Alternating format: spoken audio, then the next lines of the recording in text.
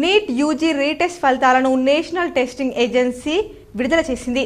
Grace మార్కులు, paper leak సమస్యల వల్ల 1563 మంది అభ్యర్థులకు మరోసారి పరీక్ష నిర్వహించింది. తాజాగా వారికి ఫలితాలతో పాటు ర్యాంకులను ఎన్టీఏ ప్రకటించింది.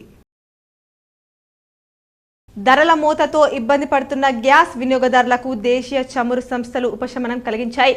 వాణిజ్య అవసరాలకు వినియోగించే ఎల్పీజీ సిలిండర్ ధరను తగ్గించాయి. 19 కేజీల సిలిండర్పై 30 రూపాయల మేర తగ్గిస్తున్నట్లు ప్రకటించాయి. నగరంలోని ఓ హోటల్లో రోటరీ క్లబ్ ఆఫ్ నిజామాబాద్ ఆధ్వర్యంలో ఘనంగా doctors day, chartered accountants day నిర్వహించినట్లు 2024-2025 సంవత్సరం నూతన అధ్యక్షులు బీరెల్లి విజయరావు తెలిపారు. డాక్టర్స్ డే సందర్భాన్ని పురస్కరించుకొని ప్రగతి నగర్లో Indur motherhood hospital, lions club of Indur సంయుక్త ఆధ్వర్యంలో డాక్టర్స్ డే మరియు చార్టర్డ్ అకౌంట్స్ డే సెలబ్రేషన్ కార్యక్రమాన్ని నిర్వహించారు.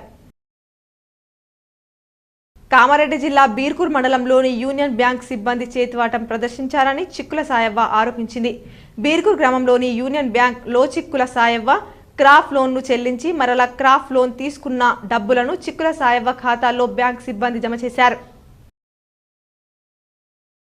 రైతు బంధుపై వేల్పూర్ సొసైటీ పరిధి రైతులతో డీసీసీబీ చైర్మన్ కుంట రమేష్ రెడ్డి అధికారులు అభిప్రాయ సేకరణ చేశారు. నవీపేట మండల కేంద్రంలోని తహసీల్దార్ కార్యాలయానికి గుత్పా ఆలీసాగర్ లిఫ్ట్ ఇరిగేషన్ కార్మికులు తరలివచ్చి గత 4 నెలల నుండి తమకు వేతనాలు రావడం లేదని, వెంటనే వేతనాలు అదేవిధంగా చర్యలు తీసుకోవాలని వినతి పత్రాన్ని అందజేశారు.